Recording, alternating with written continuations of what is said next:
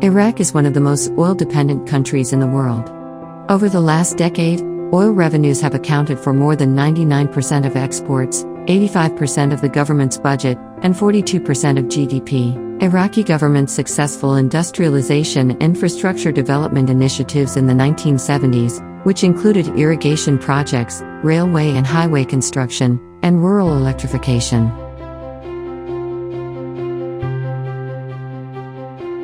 Pakistan is a developing country, with a semi-industrial economy.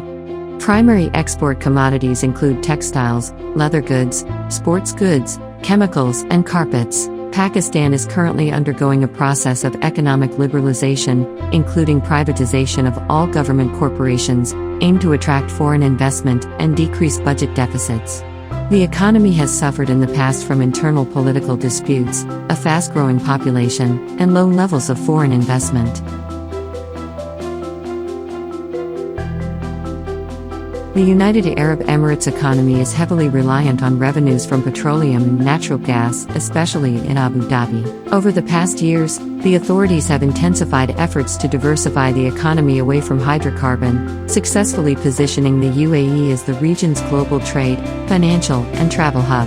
While the non-hydrocarbon sector accounts for two-thirds of GDP, the economy continues to rely on hydrocarbon as the engine of growth and the main source of government revenue, and thus remains vulnerable to the volatility of global oil prices.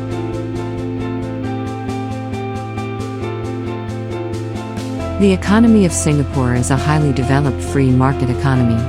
Singapore's economy has been ranked by the World Economic Forum as the most open in the world, the third least corrupt, and the most pro-business.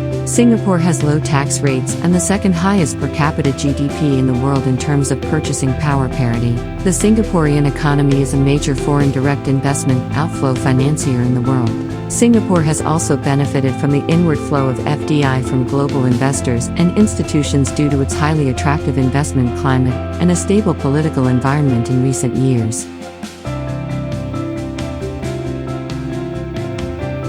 The economy of Hong Kong is a highly developed free market economy. It is characterized by low taxation, almost free port trade, and a well-established international financial market. Its economy is governed under positive non-interventionism and is highly dependent on international trade and finance. Hong Kong's economic strengths include a sound banking system, virtually no public debt, a strong legal system, ample foreign exchange reserves at around $408 billion as of mid-2017, rigorous anti-corruption measures, and close ties with mainland China.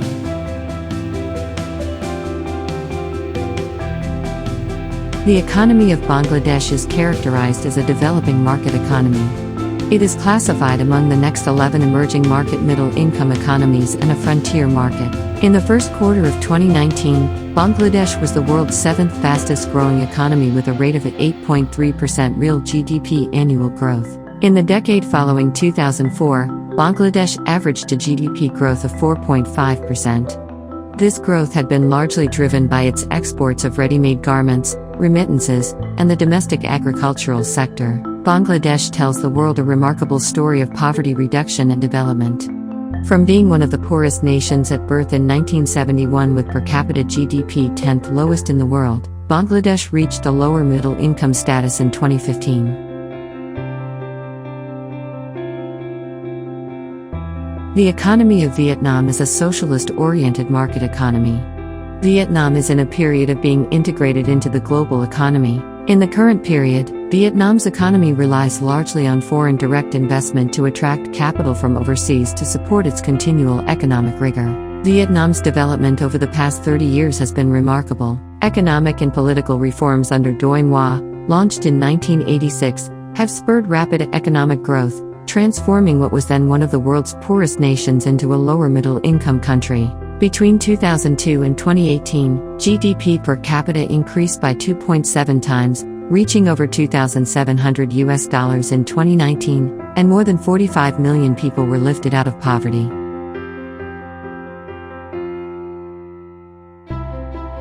Since gaining independence in 1957, Malaysia has successfully diversified its economy from one that was initially agriculture and commodity-based, to one that now plays host to robust manufacturing and service sectors, which have propelled the country to become one of the leading exporters of high-tech products, electrical appliances, electronic parts, and components. Malaysia is one of the most open economies in the world with a trade-to-GDP ratio averaging over 130% since 2010. After the Asian financial crisis of 1997 to 1998, Malaysia's economy has been on an upward trajectory, averaging growth of 5.4% since 2010.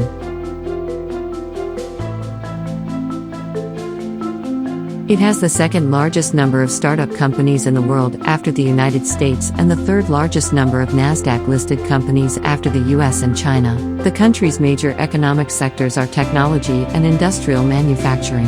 Israel's quality university education and the establishment of a highly motivated and educated populace are largely responsible for ushering in the country's high technology boom and rapid economic development by regional standards. The economy of Israel is a developed free market economy. Israel ranks 35th on the World Bank's Ease of Doing Business Index.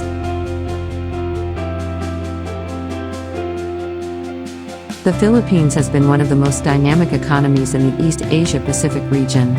Average annual growth increased to 6.4% between 2010 to 2019 from an average of 4.5% between 2000 to 2009. With increasing urbanization, a growing middle class, and a large and young population, the Philippines' economic dynamism is rooted in strong consumer demand supported by a vibrant labor market and robust remittances. Business activities are buoyant with notable performance in the services sector including business process outsourcing, real estate, tourism, and finance and insurance industries.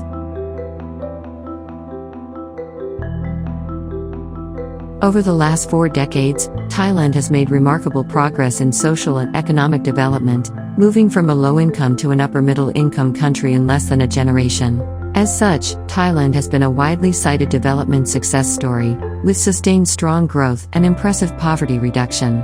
Thailand's economy grew at an average annual rate of 7.5% in the boom years of 1960 to 1996 and 5% during 1999 to 2005 following the Asian financial crisis. This growth created millions of jobs that helped pull millions of people out of poverty. Gains along multiple dimensions of welfare have been impressive. More children are getting more years of education, and virtually everyone is now covered by health insurance while other forms of social security have expanded. The economy of Iran is a mixed economy with a large state-owned sector.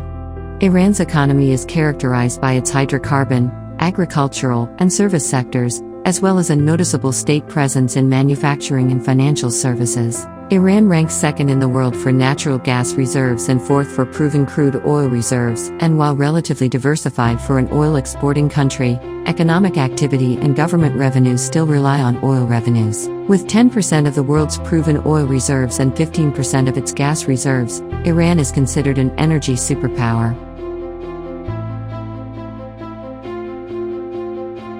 The economy of Saudi Arabia is one of the top 20 economies in the world, and the largest economy in the Arab world as well as in the Middle East. Saudi Arabia is part of the G20 group of countries, with a total worth of $34.4 trillion. Saudi Arabia has the second most valuable natural resource in the world. Saudi Arabia remains highly dependent on the hydrocarbon sector, but a reform acceleration beginning in 2016 had made progress on economic diversification, especially regarding labor force participation of women, mobilization of non-oil revenues, and services-led growth.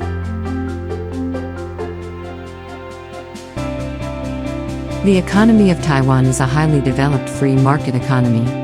It is gauged in the high-income economies group by the World Bank. Taiwan has a dynamic capitalist economy that is driven largely by industrial manufacturing, and especially exports of electronics, machinery, and petrochemicals. Taiwan is the most technologically advanced computer microchip maker in the world. The service sector of Taiwan's economy is now its most dynamic and fastest growing, accounting for some 2/3 of the annual gross domestic product.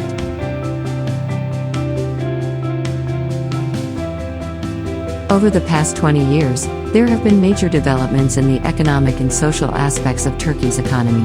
During this time, Turkey rapidly urbanized, maintained strong macroeconomic and fiscal policy frameworks, opened to foreign trade and finance, harmonized many laws and regulations with European Union standards, and greatly expanded access to public services. There have been increases in employment and income since 2000. The country is among the world's leading producers of agricultural products, textiles, motor vehicles, transportation equipment, construction materials, consumer electronics, and home appliances. The largest economy in Southeast Asia, Indonesia has charted impressive economic growth since overcoming the Asian financial crisis of the late 1990s. Indonesia is classified as a newly industrialized country.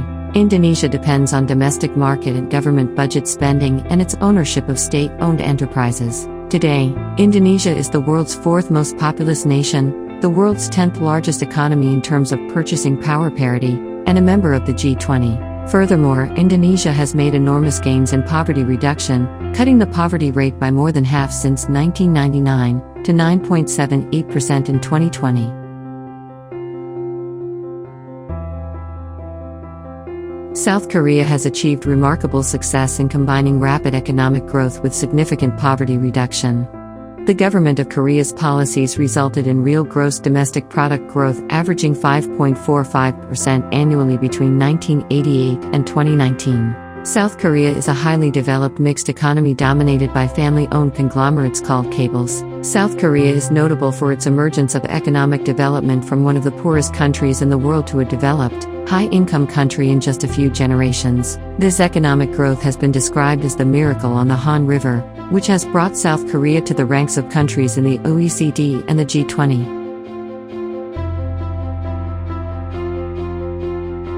The economy of India is characterized as a middle-income developing market economy. According to the IMF, on a per capita income basis, India ranked 138th by GDP nominal and 118th by GDP PPP. Since the start of the 21st century, annual average GDP growth has been 6% to 7%, and from 2013 to 2018, India was the world's fastest growing major economy, surpassing China. India is the world's largest manufacturer of generic drugs, and its pharmaceutical sector fulfills over 50% of the global demand for vaccines. Other major industries of India are IT, chemical industry, tourism, food and agricultural production, construction and real estate, textiles, telecommunication, and automobile. India has a retail market worth $1.17 trillion, which contributes over 10% of India's GDP. It also has one of the world's fastest growing e-commerce markets.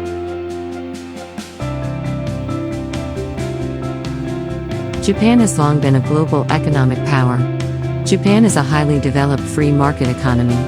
Japan is the world's third largest automobile manufacturing country, has the largest electronics goods industry, and is often ranked among the world's most innovative countries, leading several measures of global patent filings. Today, manufacturing in Japan focuses primarily on high-tech and precision goods, such as optical instruments, hybrid vehicles, and robotics. Japan is the third largest in the world by nominal GDP and the fourth largest by purchasing power parity. According to the International Monetary Fund, the country's per capita GDP PPP was at $41,637 in 2020.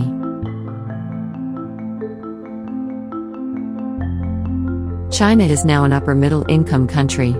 Since China began to open up and reform its economy in 1978, GDP growth has averaged almost 10% a year, and more than 800 million people have been lifted out of poverty. There have also been significant improvements in access to health, education, and other services over the same period.